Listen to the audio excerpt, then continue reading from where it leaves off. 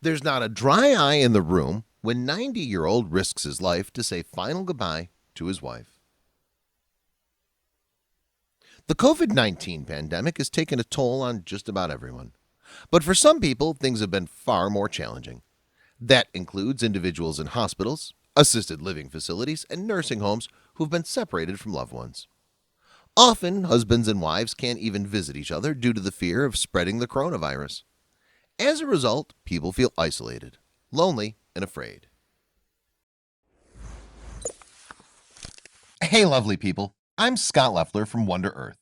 Before we begin, make sure you smash the like button, subscribe to our channel, and click the notification bell for new amazing videos. Long marriage.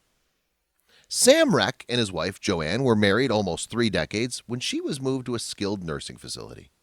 Suffering from dementia, Joanne needed more care than what her husband could provide. Living nearby. Referred to by others as Romeo and Juliet, being apart was hard on this couple. The only good thing was that Sam got an apartment just 1 building away from his wife. That allowed them to enjoy distant visits, which brought both of them a sense of peace and security. Spending time together. Scott Hooper, Joanne's son, explained their visits this way. They spent every day with each other. Sam would go to her room each morning and would stay with her all day. Each night he would kiss her goodnight. He felt so lost without her. Then the pandemic hit.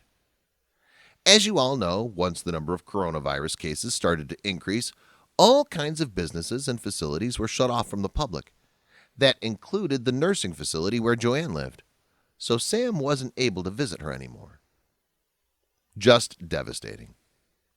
Being separated by a single building was hard enough for Sam and Joanne, but now things became far worse. Scott continued, "This was devastating for her. Her dementia spiraled out of control.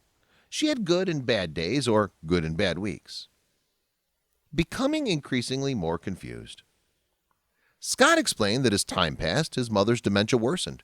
At 86 years old, she'd know where she was some days, and then others have no clue. Considering she couldn't have Sam and other loved ones visit her, the family came up with a plan. Video chat. The family installed a device in Joanne's room that made it possible for her and Sam to talk to each other via video chat. For a while, it made a big difference. But due to an old habit of packing things up to go home, she'd often unplug Alexa, making chat sessions impossible.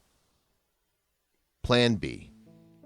To make Joanne feel better and to help slow down the progression of her dementia, the family began to record videos. That way she could watch them so she'd remember people, places, and things while separated in the nursing facility. Fortunately, that seemed to help. A downward spiral. Even with all their efforts to keep her connected with Sam and others, Joanne started to run a fever of 102. She even developed a dry cough. So the doctors tested her for the coronavirus, for which she came back positive. It didn't take long for her to slide further downhill. Her personal decision. Joanne had a DNR, or Do Not Resuscitate order in place, which included the use of respirators. Although it was hard, her family honored her request and opted for palliative care.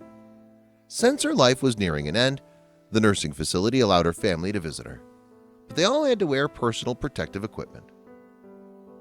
His final goodbye. Initially, Sam, now 90, agreed that going to visit his wife would be too risky, but then he changed his mind. Scott captured his final goodbye to Joanne on video. "Hi honey, hi darling. You don't recognize me with all this junk on my face, but it's Sam. I love you, sweetheart. I love you so much." He continued, "I'm finally getting to hold your hand after all these months." Everyone in the room cried. The following day, Joanne passed away. Scott decided to share his mom and Sam's story so that people would understand how the COVID-19 lockdown affects people, especially those living with dementia.